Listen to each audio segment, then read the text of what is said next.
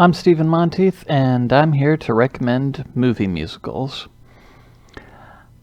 I've recommended a few musicals before, including last week when I recommended Hamilton in 1776. That's kind of what inspired me to do musicals this week. This is not a comprehensive list. There are a lot of musicals out there, and I love a lot of them. I even recommended the Cats movie. You can listen to my podcast if you want to know why. Anyway, I'm sure I'll do another list in the future, so don't be too upset if a few of your favorite things get left off this list. And speaking of favorite things, we're going to start with The Sound of Music. Julie Andrews plays a woman who thinks she wants to become a nun in Austria, but she has a little trouble fitting in. She's just a little too full of that joie de vivre, that love of music and whatnot, that makes her not quite the right fit for the convent. So the head nun, the Mother Superior, she decides to give Maria a chance to live outside the convent for a while to see if she can find herself, basically. She has her become the nanny to the Von Trapp family, because the children there have had a little trouble holding on to their nannies. She teaches the children about singing and about enjoying life, which they take to very much because their father is, he's been a bit withdrawn since their mother died, and he's been pretty humorless. So basically, the movie is about Maria helping the family to become more of a happy family again. There are a lot of classic songs in it, of course, and Julie Andrews does a wonderful job as the nanny and later on the mother to the children. The Sound of Music is available on Disney+. You can watch it there. And you can also watch Julie Andrews' other iconic role as a singing nanny, Mary Poppins. Seriously, I love this one. It's definitely one of my favorites. For those who probably don't know, Mary Poppins is a magical nanny who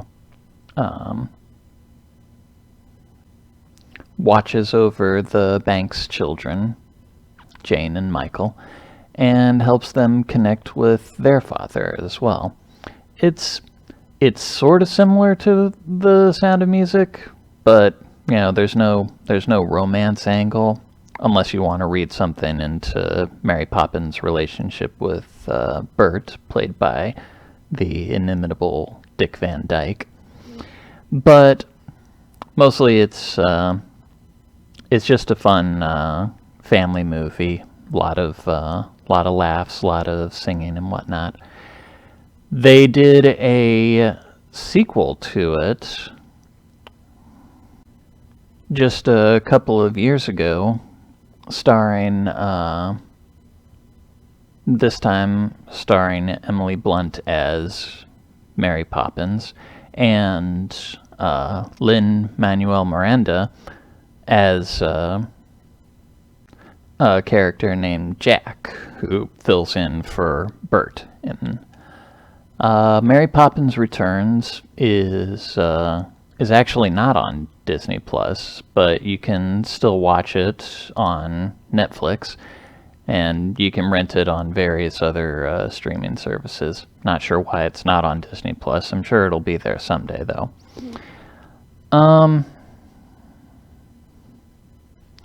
Emily Blunt was in another movie musical, Into the Woods, along with James Corden and Chris Pine and a bunch of other people. It was a really star-studded cast, really.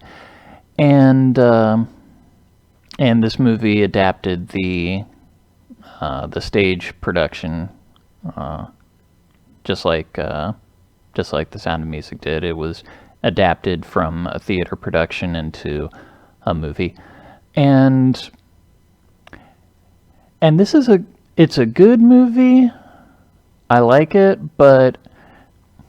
and I do recommend it. It's good for, to watch, but it's in adapting it from the stage into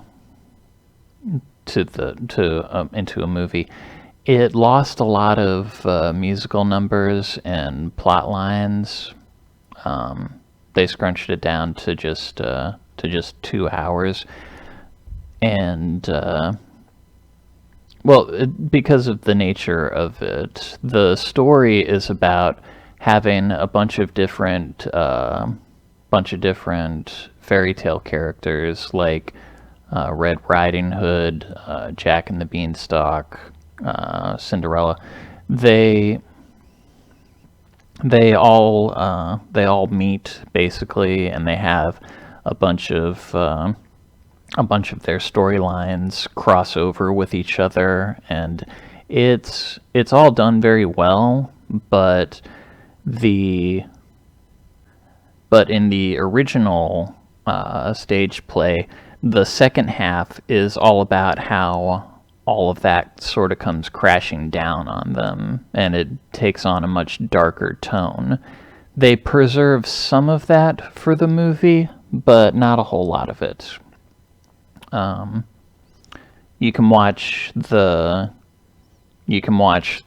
movie. You can rent it on various streaming services like Amazon Prime, or while you're on Amazon Prime, you can watch the original Broadway cast production. They did sort of like Hamilton did. They filmed the production as it was taking place on stage. This was back in 1990, actually. So this is actually 30 years since they recorded it. And the Broadway cast has Bernadette Peters as the witch. It has Chip Zane as the baker.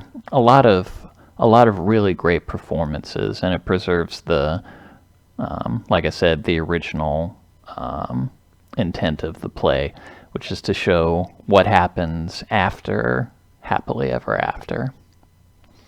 So that's so either one of those, if you want to watch the Disney version of that, that's available, or you can watch the original Broadway production. That's available too. That's all I'm going to get into this week. Like I said, there are plenty of others, and I have a lot more, and I will most likely be doing another musical recommend in the future. But for now, those are the ones that I recommend. Thank you for listening. Be sure to tune into my podcast. I'll be talking later this week, and be sure to check out, I've got links to my ebooks in the description. Be sure to read those as well. And be sure to leave a rating and a comment on whatever you do happen to check out. Thank you for listening. Thank you for watching. I'll talk to you more later.